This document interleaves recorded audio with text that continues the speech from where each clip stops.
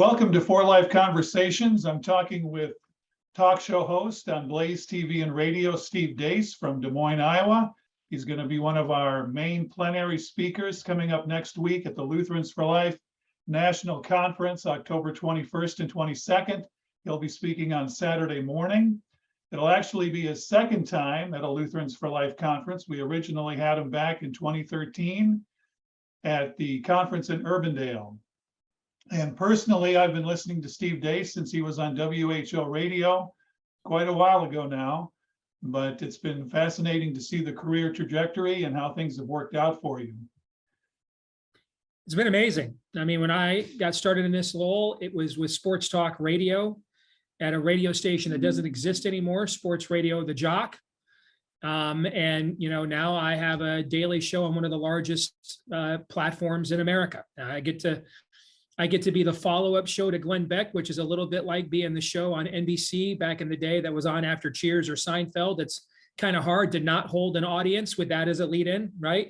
So we've been very, very blessed and very appreciative as well. The Blaze, there's been huge growth in our show. They just did a massive investment in upgrading our studio. I've got a contract extension we're negotiating. I mean, things could not have gone better since we last talked, for sure. Well, you are the reason I did subscribe to Blaze TV. Oh, well, thank you. So one question, with things going so well in the country, how hard is it to put together a compelling talk show every day? I mean, things are just so good right now. I wish it was a lot harder. The most difficult thing for me to do on a daily basis, well, it's really twofold. Number one, what information am I providing the audience as the basis for my commentary that I can verify is actually true? The amount that's very challenging in this environment. When I got into this business, liberal media bias was already a well-known thing, but they were professional at their jobs. I had lots of friends and people I knew that worked at places like the New York Times or the Washington Post or at CNN. I mean, those entities would not even dare call me for a quote now. So we've moved beyond bias to malfeasance. And so trying to come up with truthful information is harder than ever before. And then trying to tell the truth, but in a way that doesn't crush our audience is difficult as well. We're in a systemic meltdown here. I mean, I think the lowest stakes we're playing for is the future of Western civilization. And that can be very overwhelming. And so we have a job to do to tell our audience the truth about the stakes we're playing for. But I have to make sure that I'm not just a weeping prophet all of the time, but can provide machinations and equipment and tools for our audience to stand up for what they believe in at the exact same time. That is so true. And I mean, it used to be debates about tax rates and things like that, and things that you could definitely disagree with others about, and it wasn't necessarily right or wrong. But now we're talking about just basic sanity. Yes. I mean, when I first got into this business, a buddy of mine turned me on to a publication called First Things that he thought that I would like it. Okay.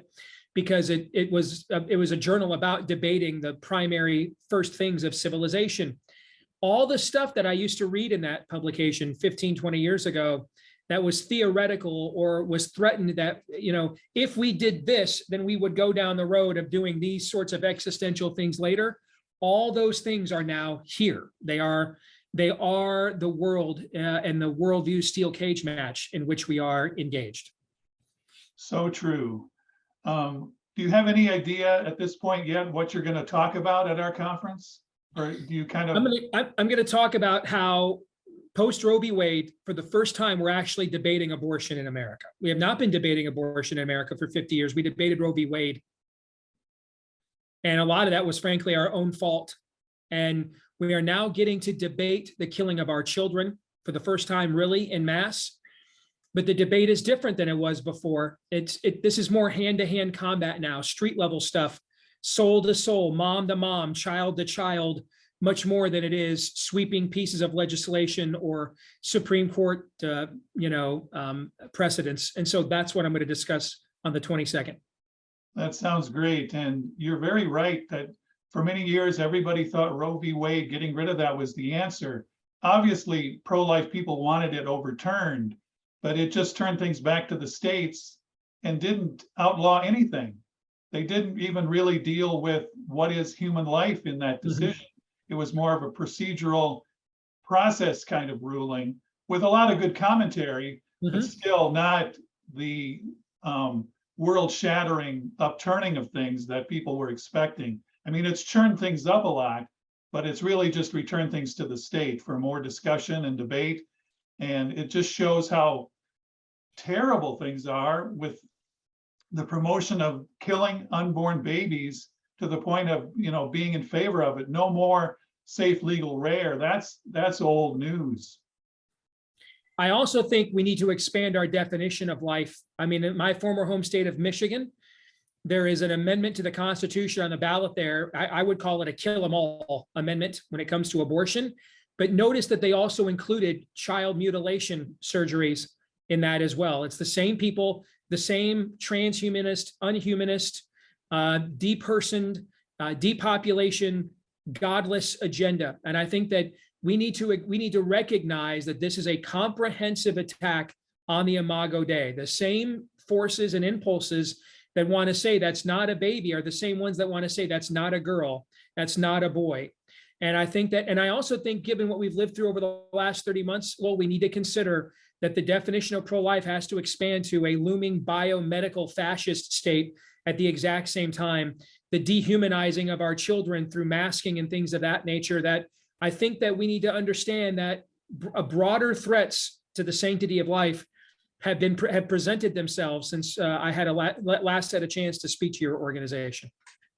Well, I'm looking forward to it, obviously. One thing I've appreciated about you compared to some on talk radio and TV is you don't toe the company line.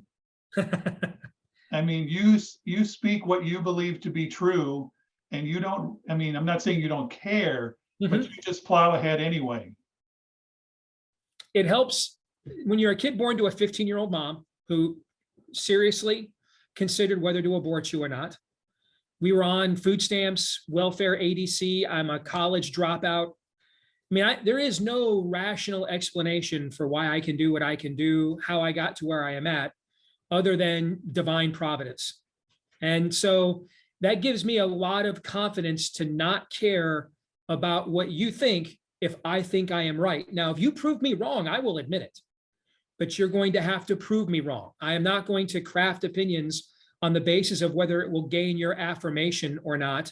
You live by affirmation, you end up dying by it. And I think one of the things that's killing us more than anything, Lowell, is how many of our people feel like they need the approval of other people more so than they seek the approval of their creator. So true. And I hope our little visit here today is enticing people to sign up for the conference next weekend. You talked about being almost aborted. One of our other speakers is Melissa Ohden, who did survive an abortion, a literal I've met abortion. Melissa before. Yeah. Yeah. So we're going to have just an amazing conference. Father Frank Pavone's going to be there, a powerful pro-life voice, and many others.